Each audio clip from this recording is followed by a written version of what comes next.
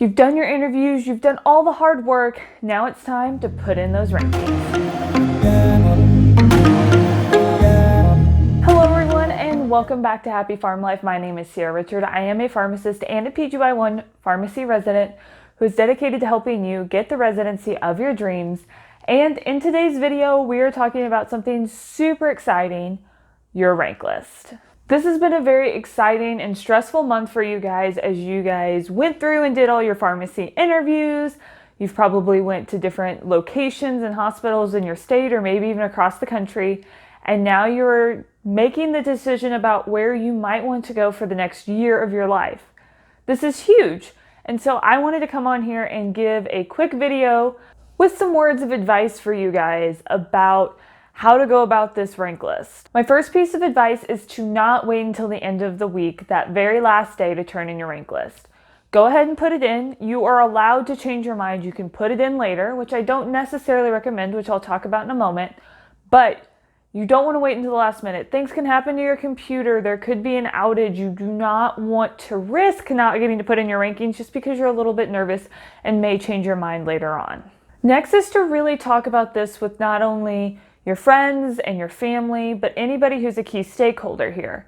For me, it was my husband, but I also talked to family and friends just to get plenty of perspectives and thoughts and make sure that whenever I was making a decision, it wouldn't be surprising to any of them based on my reactions right after my interviews. My next piece of advice is probably one of the most important, and that is if you did not feel good there, you do not see yourself there, do not rank the place. I don't care if that is the only place that you interviewed at. And you may be thinking, well, you already have a residency. And if you watch my other videos, you know that I did have a lot of interviews and had that option. And I did choose not to rank one of them. But the matter of the fact is, being in residency, I can tell you right now, it is a very long year. It is very difficult. It will test you emotionally, mentally, physically in ways that pharmacy school never did. So if you are not comfortable there and if you just have that gut feeling that that is not where you're meant to be, don't rank them. My next piece of advice is to not overthink it either. It can be very easy for pharmacists. We are extremely meticulous individuals, and that can be very good if you're checking and verifying medications, but can be difficult for decision-making purposes. So my recommendation is block out a certain amount of time, whether it's an hour or 2 hours, not a whole day. Don't do that to yourself. But do a few hours, go through and really think through the pros and cons of each place and make sure that the rank list is really what you want. Overall, my biggest recommendation is to go with your gut. If there's that uneasy feeling, or maybe you really felt like this place was better, but when you're looking on paper, it's not, but you just felt better here, go with a place that felt better. They're all great programs. If it's their areas of interest, it's probably going to work out better if you're more comfortable there versus having maybe every single little thing on your checklist that could change over what your interest is. Next is what I was talking about earlier with putting in your rank list. I recommend you sit down, you do your rank list, you've talked to everybody, you put it in, and then that's it. Do it 2 or 3 days ahead of time, but put it in there and don't touch it again. You can go back and look at it. I did hit my entries and then I went back to make sure it looked correct and then I didn't touch it again. You don't want to go back and forth, going in, moving stuff around because you may make mistakes. It's better to do it once and then forget about it and move on and do my biggest tip here, which is to celebrate the fact that you're done.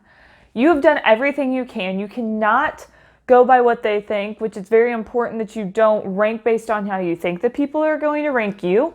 You have no idea. You saw a handful of candidates that they interviewed total, and you have no idea how they interviewed in the rooms. Like, you might have a great experience and think that they're like nailing it with the residents on your tours and things that you're in together, but they could be bombing it in the interview room. So don't get inside your head and try to change your rankings based on how you think they're going to rank you or other people.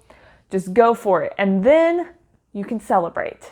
That is my biggest recommendation, is plan something with your friends or your family. I planned something with my husband because rank day happened to fall the day after my birthday. So we had my ranks in the day before my birthday. That way I could enjoy my birthday and not think about it. So biggest recommendation is no matter what, it doesn't have to be your birthday, celebrate the fact that you're done. You can't do anything else.